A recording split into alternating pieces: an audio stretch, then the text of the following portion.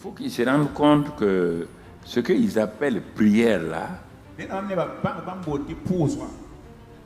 est différent de ce que moi j'appelle prière. La prière, c'est le moyen que moi j'ai mis en place entre celui qui croit en moi et lui et moi pour qu'on puisse échanger, parler, pour que je puisse lui répondre par rapport à ses besoins, par rapport à ma volonté et ça. J'ai dit la prière, c'est demander et recevoir, chercher et trouver, frapper et l'on vous ouvre. Ça, c'est le premier niveau de ce que moi j'appelle prière. Pour que tu comprennes, j'ai dit, y a-t-il un père, méchant qu'il soit là, si son fils lui demande du pain, va-t-il lui donner un caillou? S'il lui demande du poisson, va-t-il aller lui donner un scorpion ou chose, donc etc.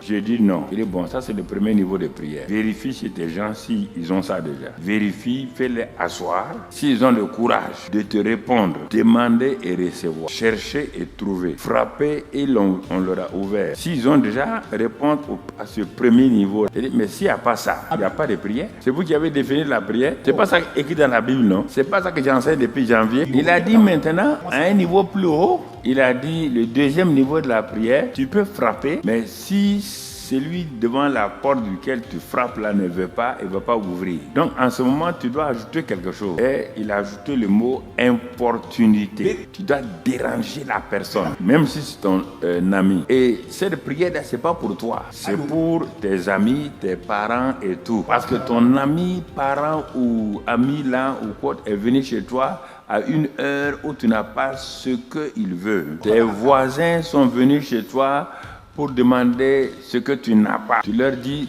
d'attendre que tu as un ami, tu vas là-bas, tu reviens. Il dit, cet ami-là, c'est moi-même. Il a dit, tu viens trouver, il a fermé sa porte, il est en train de dormir. Mais comme tu le connais, tu connais son caractère, tu vas continuer à frapper, à l'importuner. Il ne va pas se lever te frapper. Il dit, il se lèvera à cause de son importunité. Il va te donner ce que tu veux pour le troisième ami. Parce que le troisième qui est venu chez lui, là, c'est son ami à lui aussi.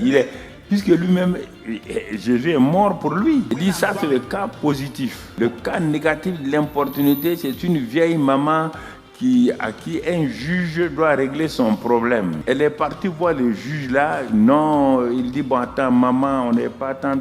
Chaque fois, on va voir. La maman n'a pas regardé le titre du juge. Il n'a pas regardé s'il est grand ou pas. Il a dit, un juge est appelé à résoudre les problèmes des gens. Tu n'as qu'à faire ce que tu veux, même si tu as un mauvais caractère. Moi, je suis là. Devant le bureau, la maman est là-bas. Devant sa maison, la maman est là-bas. À la fin, le juge s'est assis. Il a dit, je vais résoudre le problème de la maman là, afin qu'elle ne me casse pas la tête. Donc Dieu dit, ça c'est le deuxième niveau. Quand vous passez, demander et recevoir, chercher, vous passez au deuxième niveau. Dieu ne vous répond pas automatiquement. Il veut voir si réellement vous voulez la chose, etc.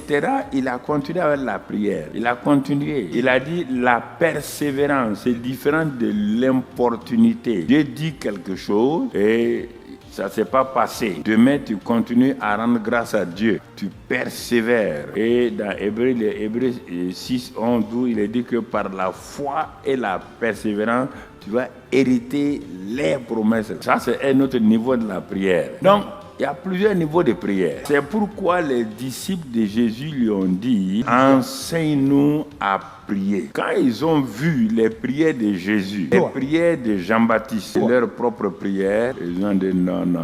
Si on reste dans ça, là, on ne va pas aller loin. Un jour, quand Jésus a fini de prier, ils ont envoyé quelqu'un, un d'entre eux le voir. Il a dit, maître, enseigne-nous. Parce qu'on avait Jean-Baptiste qui avait enseigné, mais même ça, ce n'est pas arrivé. Et Jésus a commencé l'école de la prière. Il a dit, je vous ai vu prier. Parfois, vous allez en public là, crier. Quand on prie, on ne part pas en public crier. On ne prie pas pour que les gens nous voient. Quand vous ajoutez le jeûne à la prière, vous devez faire telle manière que personne ne sache que vous jeûnez. Vous mettez du parfum sur vous, vous riez sûrement, vous ne dites pas à quelqu'un que vous êtes sur une montagne ou sur quoi. Donc vous voyez tout ça là. Avant d'arriver au lieu secret de la prière.